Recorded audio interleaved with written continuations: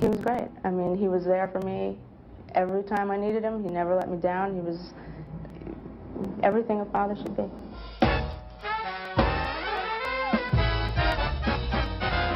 I fell in love with you the first time I looked into them there eyes. You got a certain little cute way of flirting with them there eyes. They make me feel so happy. They make me feel so blue. I'm falling, not stalling, falling in a great big way for you. My heart is thumping. You started something with them there eyes. You better watch out if your wise little brown eyes. They sparkle, they bubble. They're gonna get you in a whole lot of trouble. You, baby, them there eyes.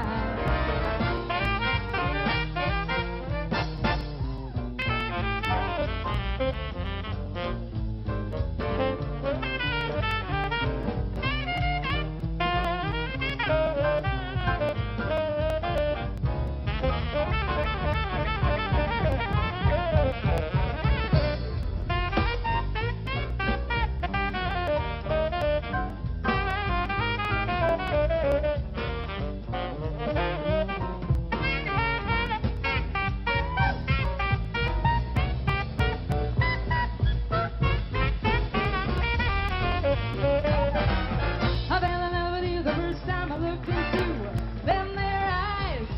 You got a certain little cute way.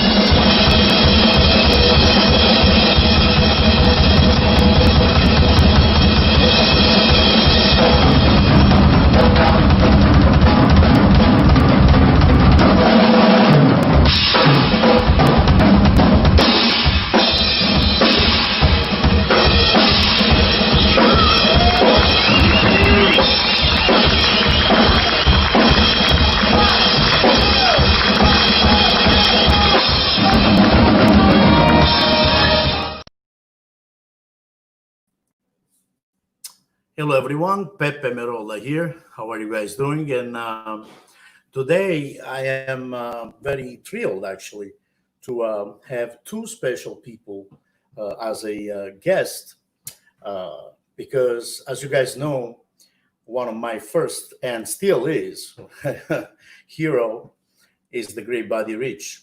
I've been following Buddy Rich since I was 5, and after many years, I had the pleasure of meeting the great Cathy Rich at NAM show, actually, in Los Angeles a few years back. And the great Gregg Potter, which is actually the great drummer for the Buddy Rich big band today. So here it is, Gregg Potter and the beautiful and the great talented Cathy Rich. Ta-da! Hello. How are you? We made it. We're I'm doing right. fine. I guess you guys are pretty tired. You're moving. We are moving. We've been moving for the past year, it seems like. Oh. The past week. Yeah. It's like an Ironman competition. Tell me We're about gonna not bring in any outsiders. Right. We're trying to do it all ourselves, like two idiots. Right.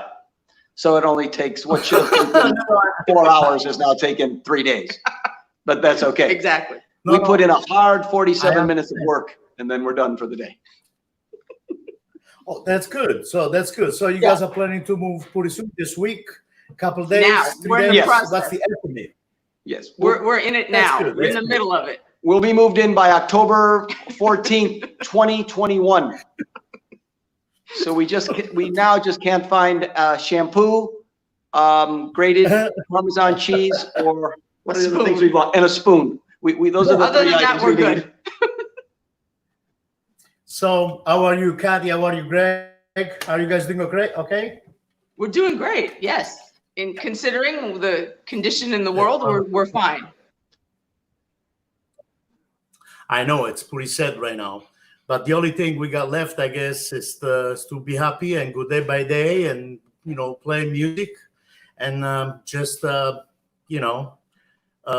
think through for in a positive way. Think Absolutely. positive and try to look, moving forward.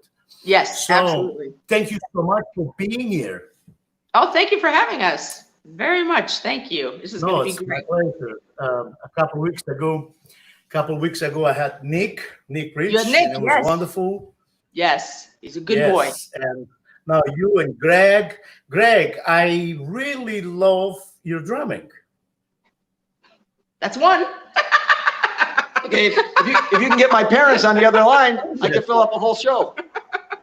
They love my drumming too, but no, thank you so much. Thank you.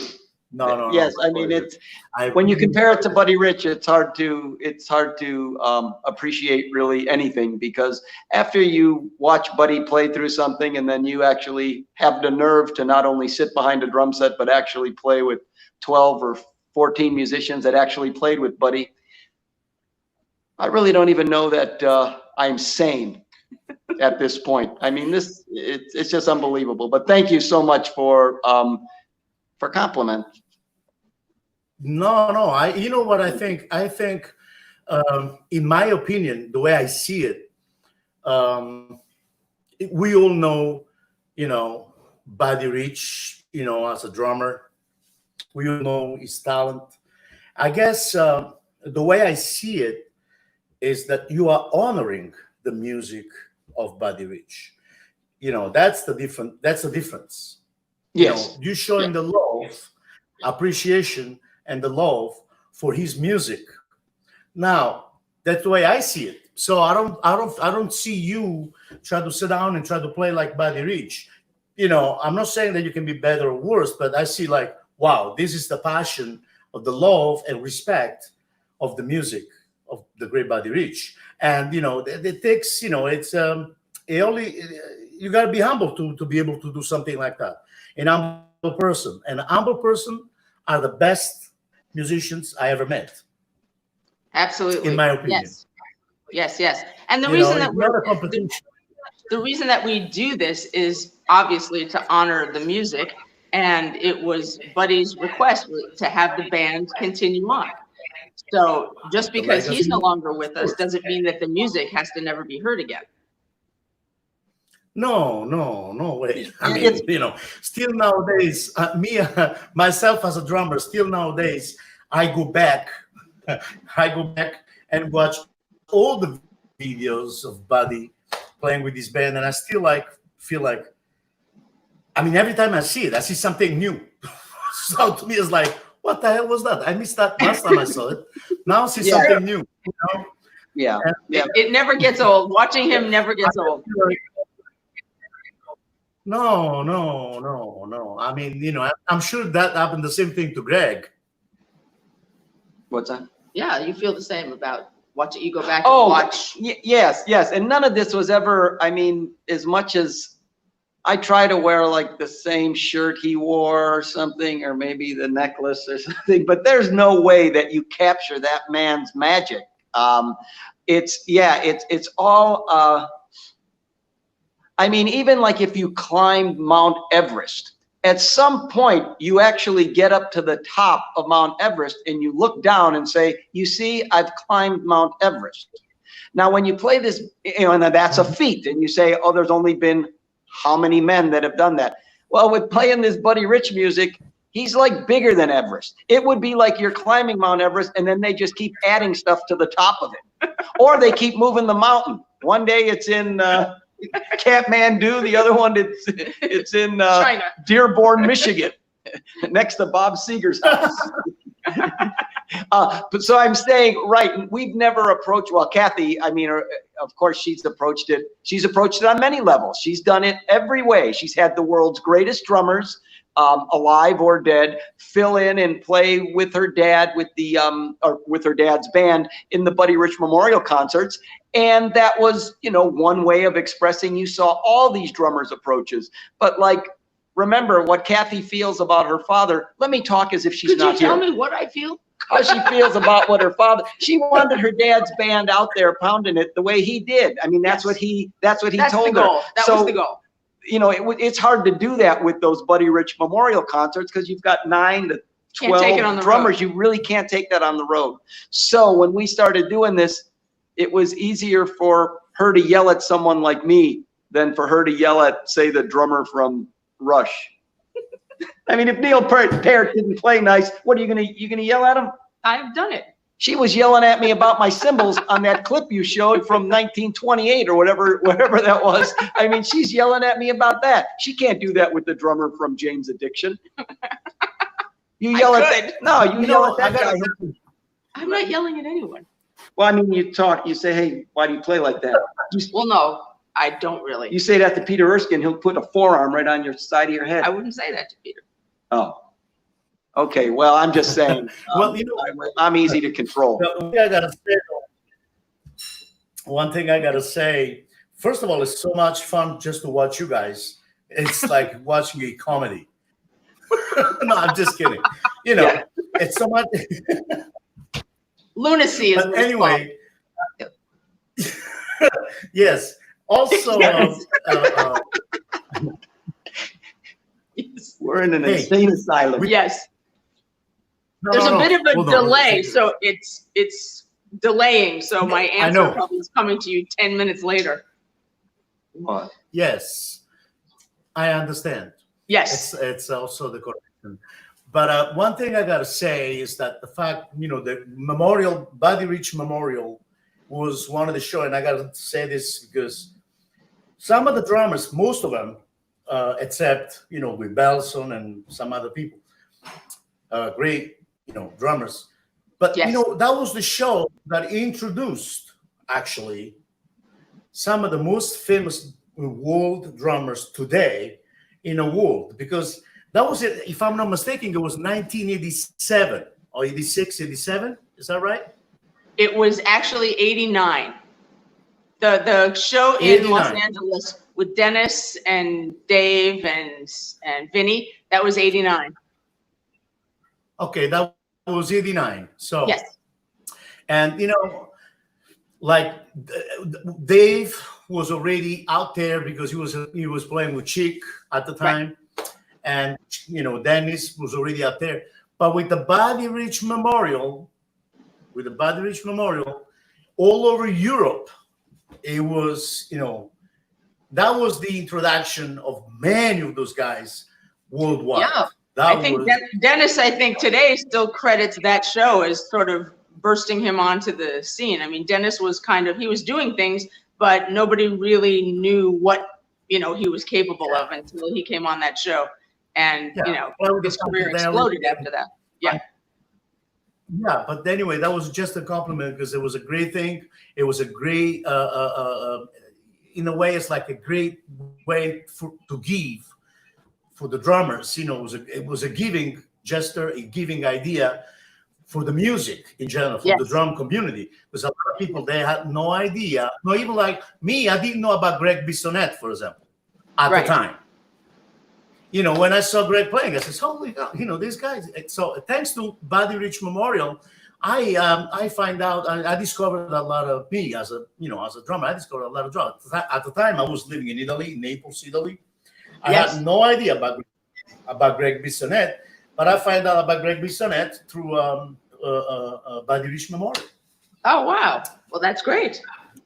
Yes, because I think he was playing. He was playing with David Lee Roth at the time. Yeah. Yes, and then I find out he was also playing with Maynard Ferguson big band and all that stuff. Yeah, and so Gregg, what are you up to? What are you up to as a drummer? Are you practicing? Are you being a maniac practicing? On the practice what I'm doing now is taping up boxes so Cathy could put all her shoes in them, and then I carry them down the hallway and into the big moving truck.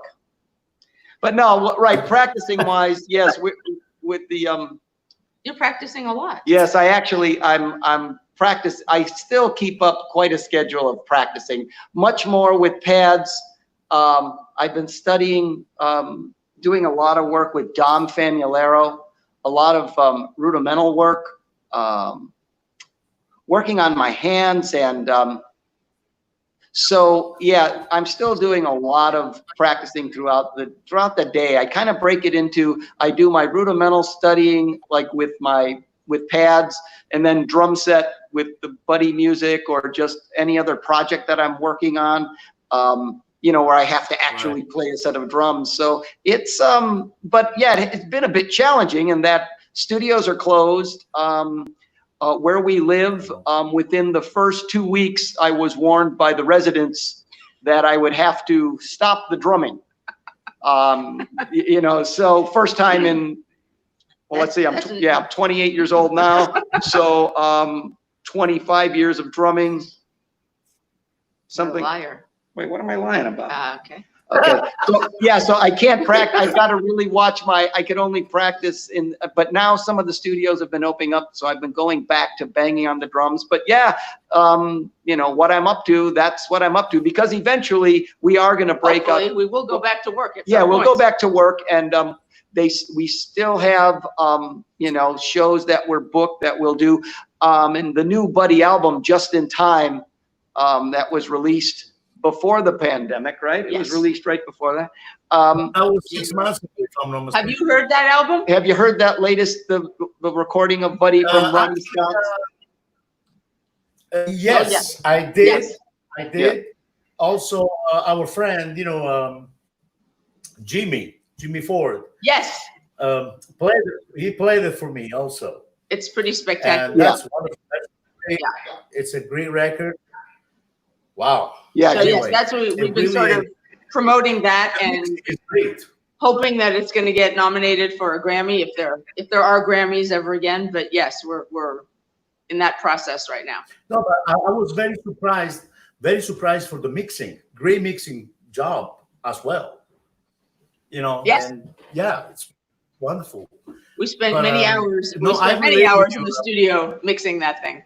So yes. Yeah. If you didn't think Buddy, or if you started to question Buddy Rich's greatness at the top of Mount Everest, you just listen to that record and you again realize that man, his approach, his playing is just phenomenal. I mean, to realize that the man would be gone only 5 months later. 5 months later, he would be gone. I mean, because usually you watch someone's career, they peak and then they go down. But he went out screaming. You know, he went out.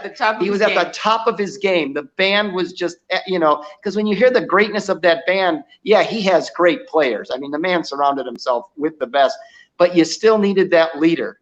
And that guy, did he have that band together or what? Man, they are just, when we were listening to that in the recording studio, there were actual points where the engineers you know, the guys that turn the knobs on the studio, they actually thought it was like one instrument.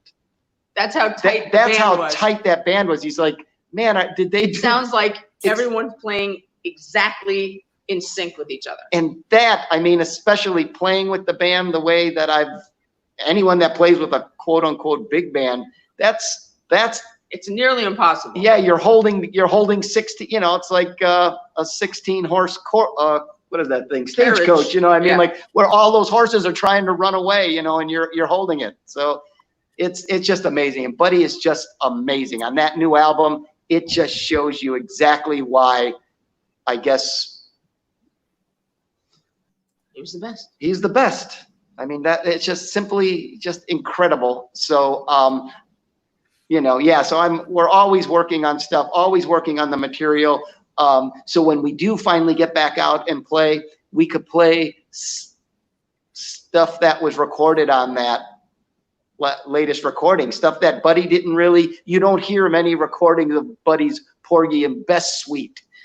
you know, or you know, the Nightblood. I don't know, was Nightblood ever on a record? Like, no, none of it. You know what I mean? There are like a couple of things were ever recorded. Right. I mean, we picked all new charts. It was very cool. So yeah, that is really why bother? That's not all Matt Harris. All Matt Harris tunes. You know, the keyboard player that played with Buddy's last keyboard player, and he wrote most of the charts for the band at the last year. And Keith Bishop. Mm-hmm. Up Jump Spring. I mean, these are recordings that Buddy, I mean, these are tunes that Buddy didn't have on a lot of his albums. Like Love for Sale, you can hear, you know. Not have re-recordings. It was to have new material. Yes. There you go. So, no, you know, so please, guys, check it out, because this is one of the latest Buddy Rich record. Actually, it's the last one, right? It was the last one. That was his last recording. I believe you can get it on Amazon. It's called Just in Time. It's on Gearbox Records. So check it out on Amazon, and you know, yes, check it's everywhere. It's on Spotify. It's on iTunes. It's everywhere. All formats. You can get a CD. You can get a vinyl LP. You could download it. The only thing you can't get it on right now is an 8-track quadraphonic cassette tape. That's the only I don't format. think they have those anymore. Oh. We tried to get one and they told us no. No. Because we wanted it, we wanted to listen to it in our 68 Camaro. You know, driving around. I'd love to have a 68 Camaro. A muscle car driving around the neighborhood. I would like one of those. That's my car. You have a 68 Camaro? You have one of those? I got a Camaro. No, I got a new one actually. It's a the new Camaro? A V8. Yeah, the V8. 40. Oh, that's yeah. She wants a muscle car, I want one of those. A 454 Chevelle. Nice. That's those a nice muscle one. cars. I got a Bumblebee, 725 horsepower. Nice. Wow. Nice. Yeah, Cathy. But you know, I don't know if you guys noticed the introduction of the video that I played. Yes. The reason why I wanted to open up with Cathy singing, first of all, because that was the very first time that I really, when I heard Cathy singing, I says, man, she got the swing right there. And that's something that it brought me back. So today I wanted to play it. Nice. And also because the saxophone player, the tenor saxophone player, Steve Marcus, which believe it or not, he was a dear friend of mine. No, I did not know that. I used to live in Yardley, Pennsylvania when I was in New York. Right, and he lived in New Hope. And Steve Marcus, brava, yes. And Steve Marcus used to live in New Hope. That's it. Right. And he loved the cigar, wine, and we were jamming every week almost at his house when he was in town. Wow. You know, we used to play music, you know, and he was telling me all this beautiful story about Buddy, because he knew I love Buddy Rich. Sure. And actually his nephew was taking piano lesson from my wife. And, really? You know, and sat with myself. Yeah. But he was telling me that Buddy was, because a lot of people, they think Buddy was a tough cookie, was a guy that, you know, he told me that Buddy Rich had a big heart. Absolutely. He was all about music. He was only about music, and he wanted the best. Some people, they misunderstood that, specific things, because as you know, when somebody is real, they'll put you in the category of a anyway. But here, if you tell the truth and you say what you think, nobody likes you nowadays. But if you faking it and say, man, you sound great, man. I love you, man. Everybody loves you. For some reason, most people are allergic to the truth, in a way. Very much so these days. A lot of truth allergy out there. Yeah. But Buddy Rich was all about the truth, and that's why he was who he was. Absolutely. No BS. If you didn't want to know the real answer, don't ask him the question, because he will tell you exactly what's on his mind. Don't tell me, Gregg. Right? No. Yes. Yes, I met Buddy on a few occasions, and he certainly voiced his opinion about my hair. The last I got to meet him. I'm from Chicago. Where are you from? I'm from Chicago. I got that. That's how we talk out here. I'm from Chicago. I got to. Wow. I had the opportunity to meet the great Buddy Rich, and so unfortunately, I guess my hair wasn't to his liking. So he dismissed me quickly due to my haircut. But I did get to meet him, and I got to shake his hand, and his hands were softer than my own mother's. He had soft hands. He had soft hands. I could not believe it because, growing up. No calluses. No calluses. Whereas you shake Carmine Pete's hands, that man, it's like you're, he's been holding drumsticks. Carmine's the best. Love Carmine. Yes, I mean, wonderful. I'm just saying, though, but when I shook Buddy's hands, manicured nails and soft hands, I'm like, wait a second. I'm not going to hit this guy.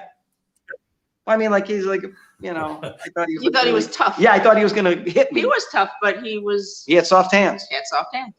There you go. But I mean, that was. Was that? What? I don't know. No, go ahead.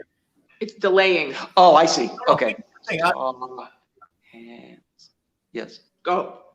What am I saying? He's going to talk. Oh, I'm stopping. He's stopping now. You talk. No, go ahead.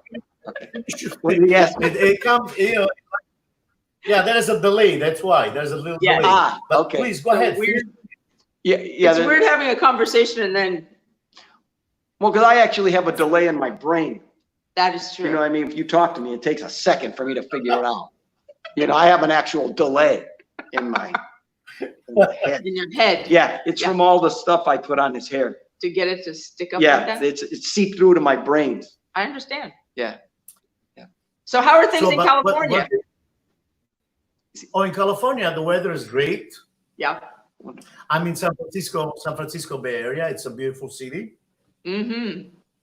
Nice. It's a We're nice in Chicago, place and it's raining and storming. I love Unless you have a gun. Well, where is Chicago? Does it rain if you have a gun? No, you shoot your way out of it. Okay.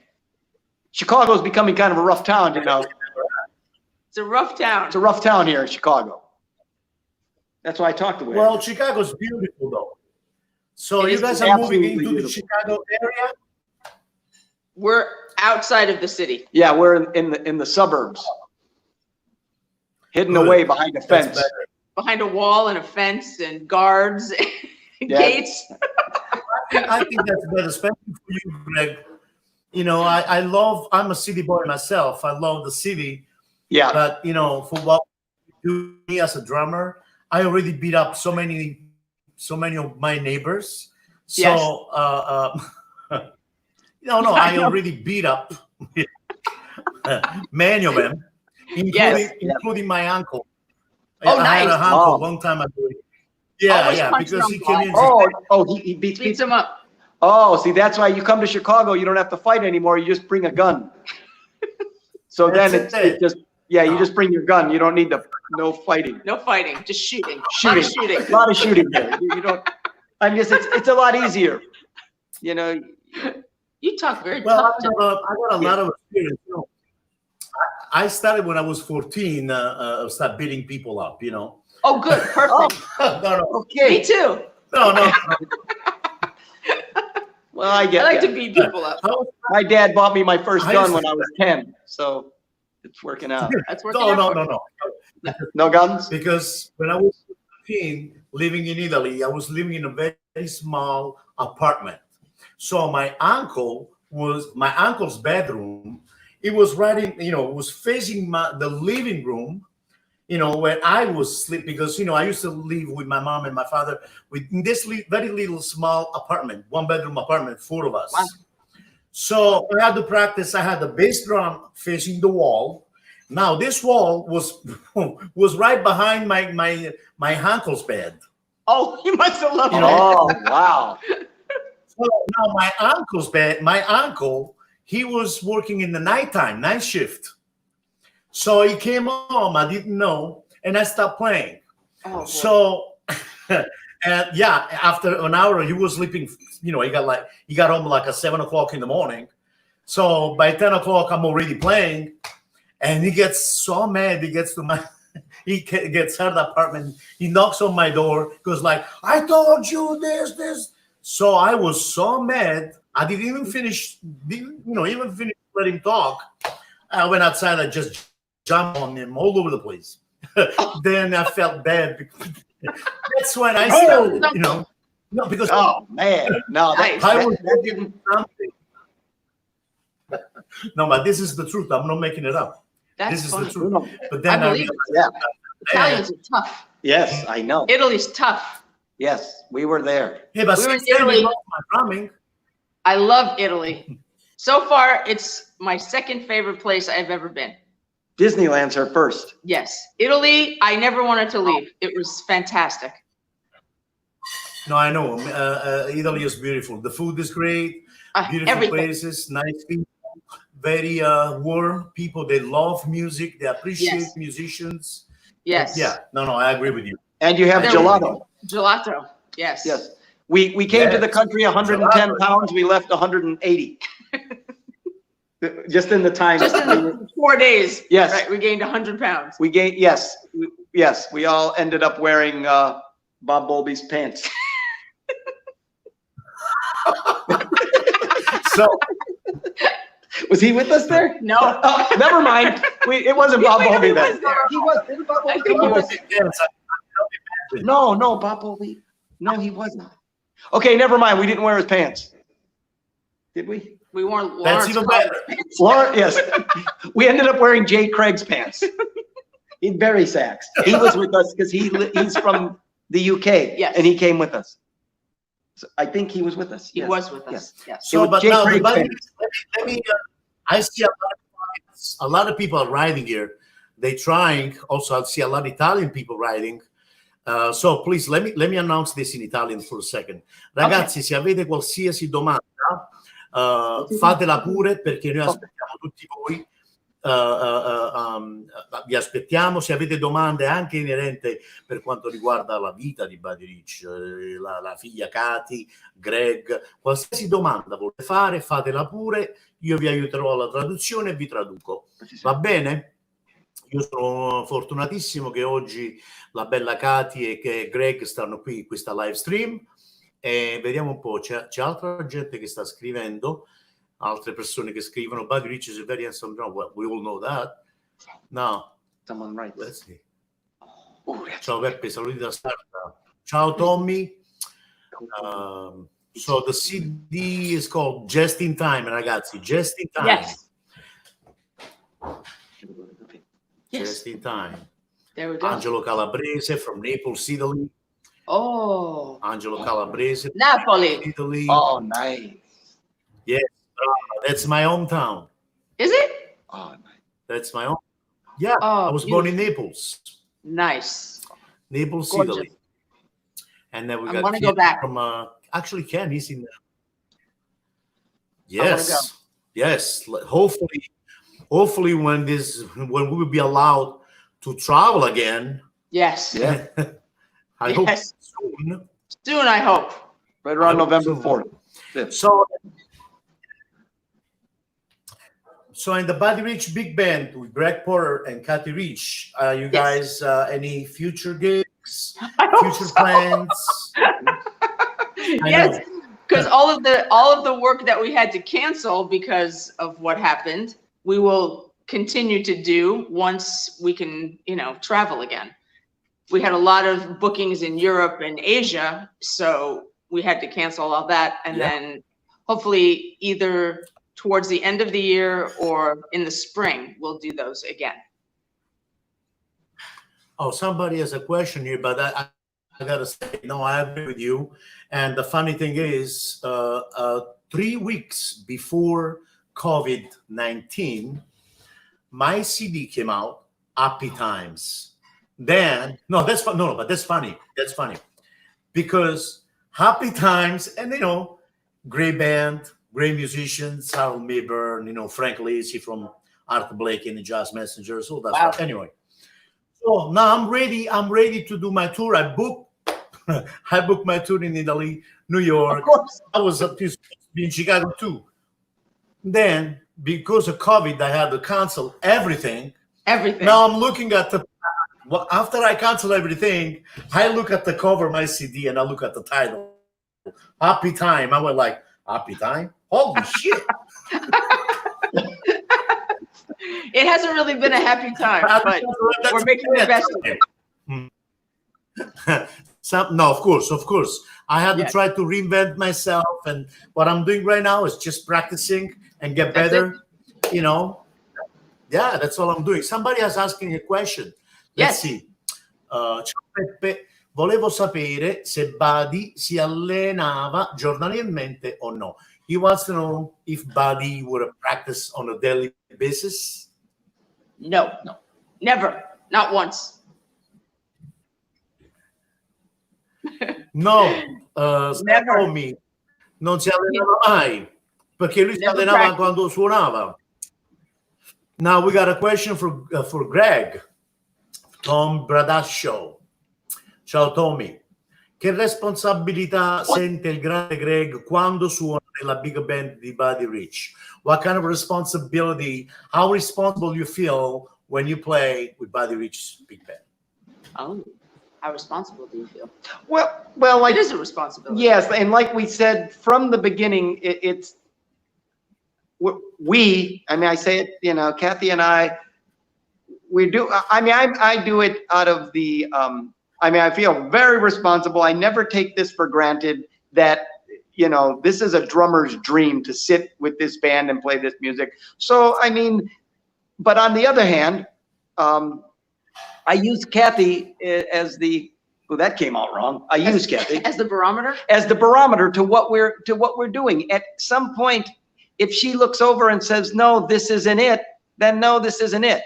So I feel I'm responsible to Cathy and her family. Her mother is still here, her cousins, these people that grew up with Buddy, if they didn't feel if they didn't feel it was right, we would have stopped 6 years ago. But our heart is there. My heart is there. So I feel responsible enough that I look at it that way. This isn't a drum clinic where I just play the drum, or a band plays along with my drum clinic. You know what I mean? Which is what the drum, those Buddy Rich Memorial concerts were becoming, a drum clinic with, oh yeah, by the way, we also play a Buddy Rich tune.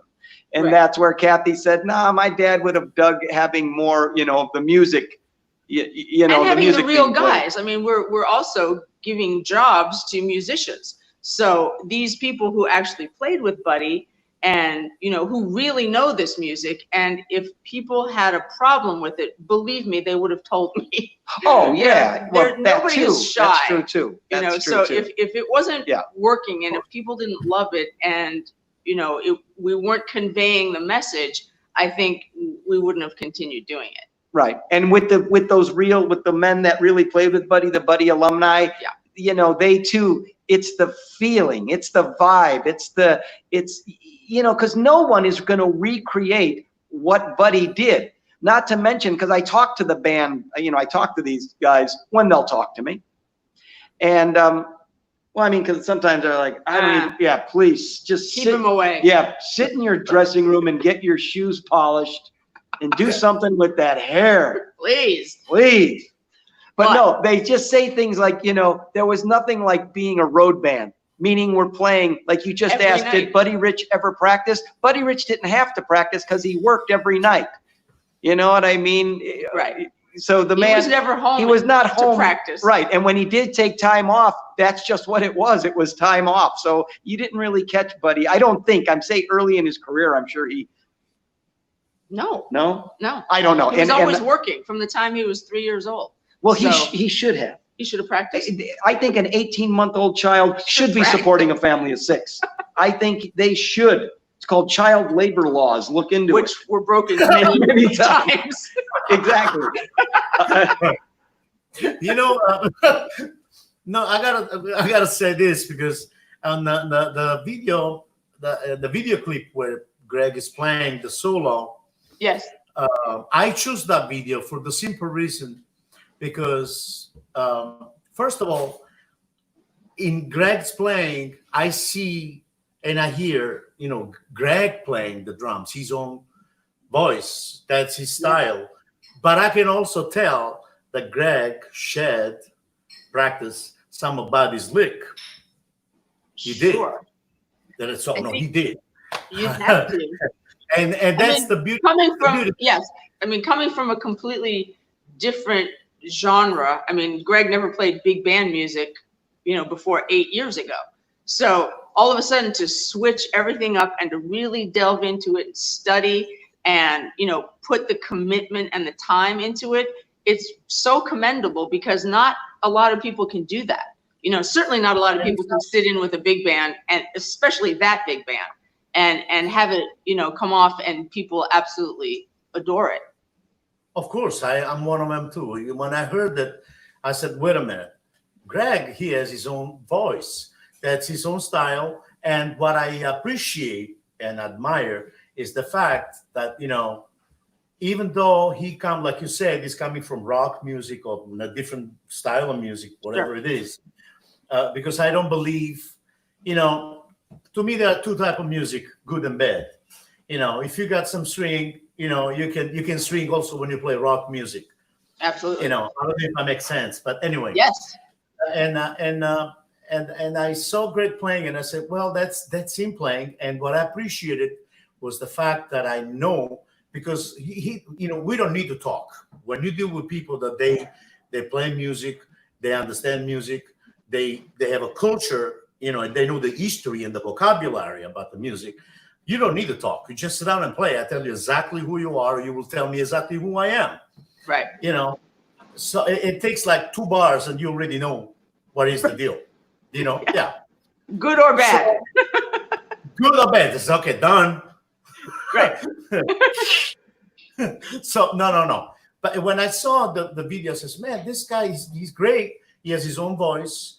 What I appreciate again is the fact that I saw and I understood that he went back and he listened to Buddy. And he said, before I'm going to sit down, I'm going to make my research and get into this because, you know, that's what I really appreciated. You know, just that's important.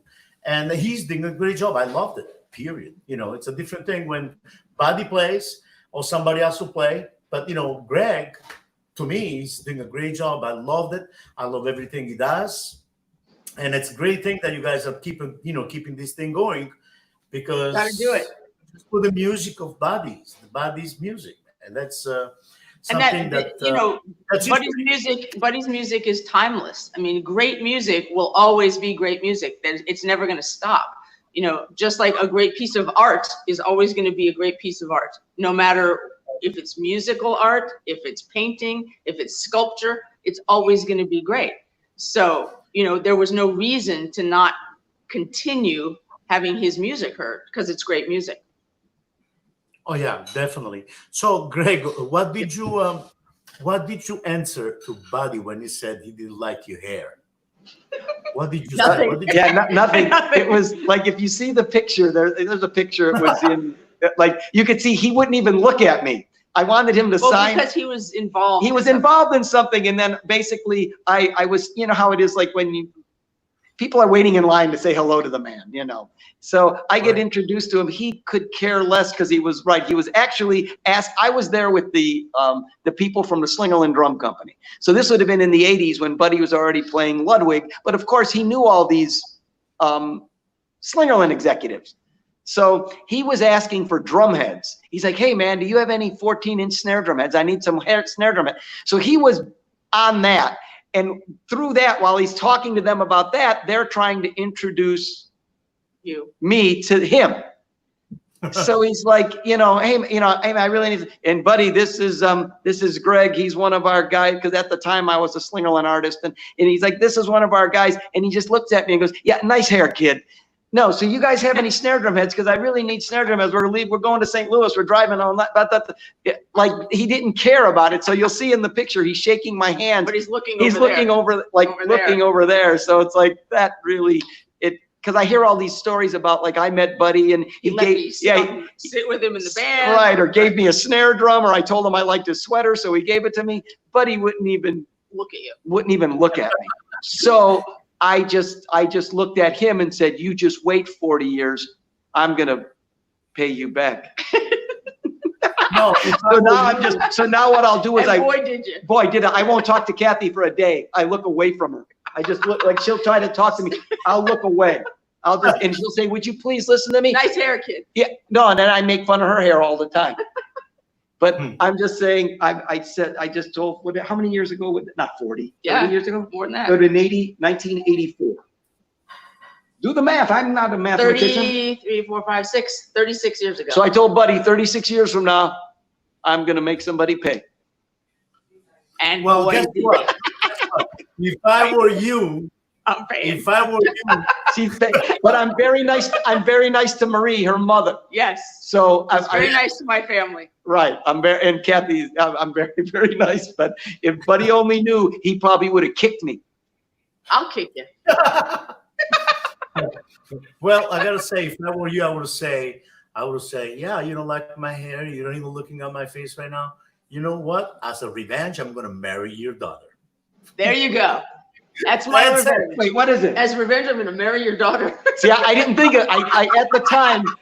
Who knew? Yeah, who knew? Because I wasn't even really talking to her then. I didn't even know you then. Yes, I did. No, you didn't. You didn't meet me. But it's funny, that clip that you showed, that first clip of me singing "Them Their Eyes," that was the day that I met Gregg. Who would have known? I changed her life. That was the day we met. Yeah, that was the day we met. The memorial concert in New York. And she stalked me for 8 years after that. It's a lie. Oh. But you put this together. Them Their and Eyes look at what happened. was the day that met. Then that fateful day. You could thank Bobby Berenson from Modern Drummer for that. That's true. He brought me, and Adam. Adam and Bobby brought me to that extravaganza. Boy. So you could blame them. I'm blaming Modern Drummer. Right now, you can blame. I blame them. Specifically those two men. Those two men. Adam and Bobby took care of me. But I like them, so no, I they're can't wonderful. be mad at them. And they introduced me to Cathy. We were at the No. One thing I gotta say is it's so beautiful to look at two wonderful couple that they love each other, because you get. Are you watching another show?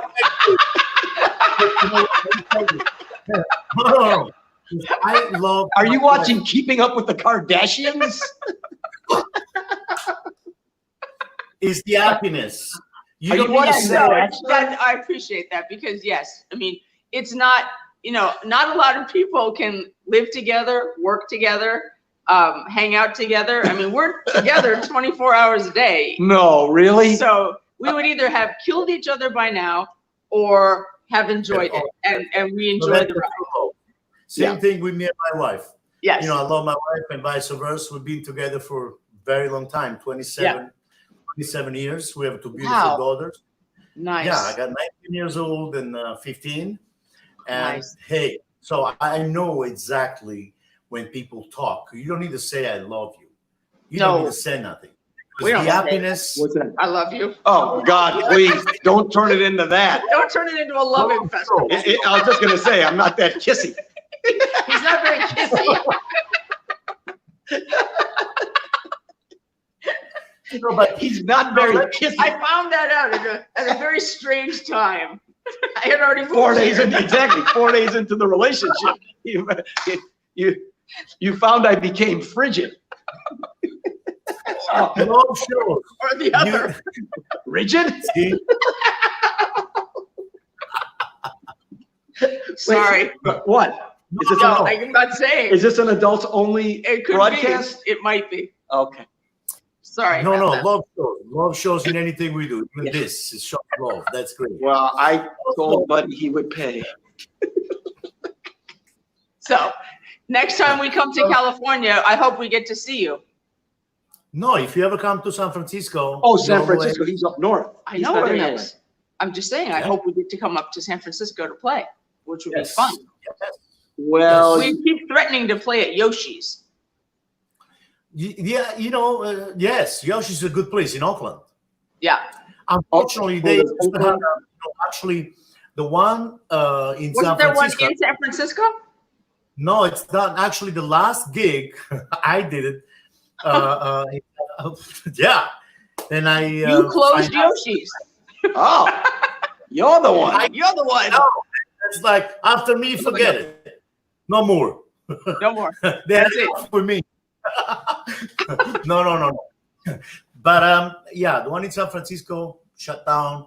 Wow. But the one in Oakland is still successful and still, active. Good. So I really hope that you guys are going to make it. And That if would you be ever come to California, in San Francisco, please let me know. If you guys like Italian food, you got peppers. Yes, we do. Well, that's our favorite food. That's our favorite food. Buono. That's good. That's good. Bravo. Yeah. I've had pasta bolognese around the world. Yes. He They- even ate pasta bolognese Tokyo. in Tokyo. In Tokyo, they actually made me pasta bolognese in Yes. Tokyo. So that's No. anywhere I go. That's, Everyone else was eating sushi. He was eating pasta bolognese. I did, yes. You know, It's I gotta tell you, and you will be surprised about this. The pizza margherita was invented in Naples, Italy, in the 1700th century. You know that, right? I did not know did that. not know that. Now you know the pizza margherita was invented in Naples, my hometown, Wow. in honor to the Queen Margherita, because at the time, Oh. Re Ferdinando, at the time, the Queen was coming to visit the King, and they had no food. Now the cook, the chef, said, "Well, I got some pizza dough," so they made the pizza dough, and he goes like, "What are you going to put on the top?" He goes, "Well, I have a tomato, a basil, and a mozzarella. So which is the tricolor of the Italian flag. Oh, right. Green, red, and white. Yes. So that's how and why the pizza margherita was created in Naples, Italy, Wow. in the 1700th century. And you will be surprised because one of the last guys, the pizza guy, who won the competition was a guy from Japan. Uh-oh. There you go. No. His name is Sony. He was trained. He went to Naples, Italy, for the training, and then after a year in Naples, he went back to Japan, and then a year later, he won the competition for the best pizza guy. Well, there you go. I told Cathy that pizza was invented by a man named Lou Malnati right here in Chicago. So now I've just been proven a liar No way. for the 4th time during Today. this interviewing process. But yes, I told Cathy pizza was invented here in Chicago. So That is untrue. no. So now I have to go to Naples, Naples and right. have margarita pizza. Where did we had it? We had it in Milan. In Milan. Milan. In Milan. Yeah, Milano. We had We had great. Yeah. Yeah. No, Milan. They yeah, beautiful. It's yeah. What a beautiful place. Yes. Great So, food. but now going back to because I gotta answer this. Oh, somebody's writing again. Okay. Greg, dopo che passerà questo brutto momento, avete in programma di venire in tour in Europa con la base di Big Band. Grazie, Fatna Ritz e Marco Perez. I'm reading some of the messages Yes. here. But this guy, he wrote me a quote here. It's like, Are they being nice? what's his name? Tommy, sì, adesso che c'è il Covid, per il momento stanno cercando di organizzare, già sono stati in Italia, però quando si calmeranno un po' le cose, che passerà questo problema del Covid, sicuramente a loro farà tanto piacere vedere anche in Italia con la big band di Buddy Rich, Big Band, con Cathy e Gregg. Una pizza. Now, I gotta say this because, you know, I was a very dear friend for a long time, Joe Morello. And Joe was telling me a lot of stories about Buddy Rich. Actually, was yes. And Joe was telling me that when they were very young, at the very beginning, Joe and Buddy, they were sharing a studio apartment in New York City. That's what I heard from Joe. And he said, you know, the reason why, because we were talking about this technique, you know, the push and pull and the Mahler technique. Right. And the reason why John Morello was like, man, I got to tell you, you know, he was like, man, I got to tell you, try to, you know, moving his head, his glasses because he couldn't see, as you know. Yes. And he was like, I got to tell you, man, I used to practice with Buddy on the practice pad. We used to practice in the morning. And Buddy was already, at the time, Buddy was already playing the push and pull. In fact, there is that famous solo of Buddy Rich when he started on the hi-hat, playing 16 notes on the hi-hat, and with the right hand, you know, playing on the cymbals, right cymbals and all that stuff. And what he's doing there, that's a push and pull. That's what he was already doing that. He was doing that from the time he was like a little boy because he learned by watching those drummers. He actually, Stone and Roller. Right, and those men were all playing with like Cohen and stuff on Broadway, and Buddy's he was like 3 years old, and he got to actually see them. So he studied with all those men that, you know, that in Moeller and those men played. George Lawrence Stone. Right. I mean, these men are the people that then Morello studied with. But Buddy, as a child, already had that. He was watching that, being mentored by these men. I mean, because you figure you're out on the road, you're a little boy sitting on the side of the stage, and you're staring up at George Lawrence Stone, or you know, these men that I don't know that I guess they invented these, or you know, perfected these methods. Well, their methods. You know, as you know, the Mahler, Mr. Mahler was like, it's been around for almost 100 years, more than 100 years. Yeah. 1908, and the only one we met the first was Jim Chapin, which I had the pleasure to meet him and and talk about it. So he would be your Bravo. And Jim Chapin was the one who introduced Joe Morello to Mahler. But going back to Buddy thing, I realized it's all connected. That's what I realized, you know, being, you know, studying all those stuff and making research for years. Joe Morello was telling me that Buddy was already doing the push and pull, and Joe could not do it. So Joe was trying to cheat, and he was trying to go like this. So and it happened that he started playing triplets with the left hand, which was a Mahler technique. Right. You know. Yeah. And then because of that, he called Jim Chapin, and he was like, "Man, you know, Buddy was doing this thing, but I couldn't do it. I was trying to keep up with him, you know, and I cheat doing this triplets movement, you know, which is the Mahler." And Jim Chapin told me, says, "You're doing the Mahler technique. I got to introduce you to Mr. Mahler." Right. And that was a long time ago. Wow. So the thing is, Buddy was already playing those techniques naturally. And if you had asked him, he couldn't explain to you what he was doing, because to him, that was just how he played, in a very natural, circular way.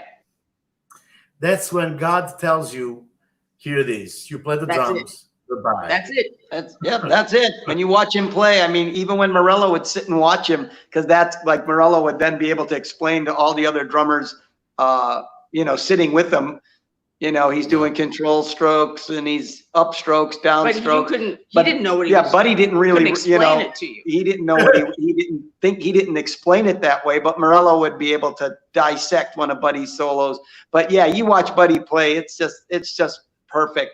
And then too, he also, just from talking to Cathy and stuff, her dad never had like carpal tunnel or any pains. I mean, of course, fatigue or something because the man's playing. But he never had, like where a lot of drummers now, they have problems due to they're playing wrong, or they're playing gripping too tight, or they're, think about it, Buddy, you don't really see him busting sticks a lot, all his stuff was just fluid. Yeah, so proper. I mean, I don't know what the term would be, but he was very gifted. He was natural. And also, one thing I gotta say, because a lot of people, they, sometimes they talk and, Buddy Rich. Now, this is the truth because I heard this, and you might be able to confirm that, Cathy. That Buddy Rich, he was one of the of Charlie Parker's favorite drummer. Yes, true. And I heard that for sure because the great Arnold Mayburn, piano player, who used to play with Lee Morgan and Miles and all that stuff. Oh, sure. We just passed away, actually. I've been very lucky to play with him for a long time. And I recorded with him. And he was telling me, since he knew Roy Hance, that Roy Hance told him, he says, man, you know what? And Roy Hance was the drummer from Charlie Parker. He played with Charlie Parker for many years. Right. And Roy Hance confirmed it to Arnold Mayburn and said, man, Buddy Rich was also one of the Charlie Parker favorite drummer. And that's coming from Roy Hance, which played and recorded Charlie Parker for many years. Yes. So I wanted to, Oh, somebody has a question for you. Let's see. Grazie Gregg per Cathy per la diretta e grazie Peppe per averci regalato questa bella emozione. I vostri sorrisi sono bellissimi. Oh, it's not a question, it's a compliment. Says thank you Gregg, thank you Cathy and Peppe for this beautiful live stream. Your smiles are the best. Oh, makes happiness. Your smiles gives happiness. Thank you. We are happy to be with you today. So Cathy, I wanted to thank you really from the bottom of my heart for doing this, for being my guest. Our pleasure. And I hope, and the same thing for you, Gregg. It was great to have you and chat with you. You are welcome. If there is anything else that you guys want to talk about, please do it now. If you don't forget anything, just in case about the Buddy Rich. I'm trying to think. Right now, we're just moving. We're moving, and hopefully we'll be able to be out there soon and see everybody, in person, right? And bring some more great music. And please stay healthy. Much and love to you guys. Everybody, yes. Stay well. Stay healthy. So far, so good. Yep. Yes. Thank you very much for being my guest. Much love to you guys. It's been a great. Thank you. I love you.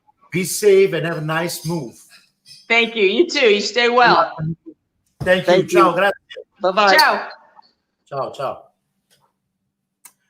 So, ladies and gentlemen, there was Cathy Rich and Gregg Potter, two wonderful people.